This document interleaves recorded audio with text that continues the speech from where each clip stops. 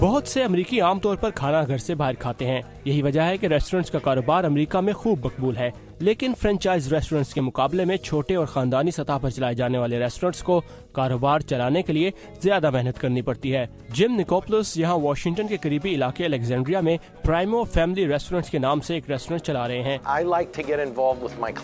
मैं उनसे बातचीत करता हूँ और अपने ग्राहकों और स्टाफ से ताल्लुकात अच्छे रखता हूँ। उनका कहना है कि वो अपने ग्राहकों से निहायत दोस्ताना ताल्लुकात रखते हैं ताकि वो बार बार उनके पास आएं। हम तो जिमी के खानदान का हिस्सा बन गए हैं। वो हमें माँ बाप की तरह समझता है। जिमी ने ये रेस्टोरेंट 5 साल पहले खरीदा था। ये एक खानदानी तौर पर चलाया जाने वाला रेस्टोरेंट रहा है, जहाँ जिमी के घर वाले भी उनके साथ काम करते हैं।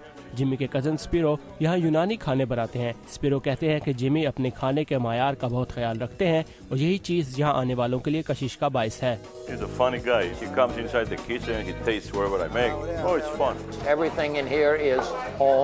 यहाँ हर चीज घर की बनी हुई है, ताज़ा और मजेदार। जिमी कहते हैं कि फ्रेंचाइज रेस्टोरेंट्स के मुकाबले में इस तरह के फैमिली रेस्टोरेंट्स में खाने का मायार हमेशा ही बेहतर होता है। चीनी रेस्टोरेंट्स खाना बनाने का सामान बड़े डिस्ट्रीब्यूटर्स से खरीदते हैं, जबकि हम सब्जियां और गोश्त मकामी खरीदारों से लेते हैं।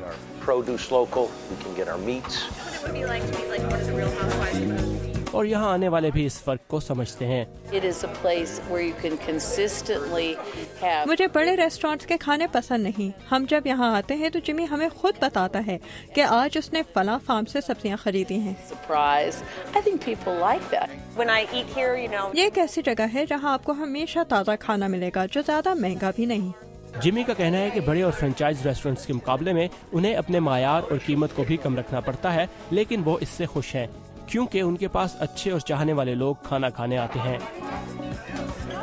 डेब्रा ब्लॉक के साथ साकिबुल इस्लाम, उर्दू VOA।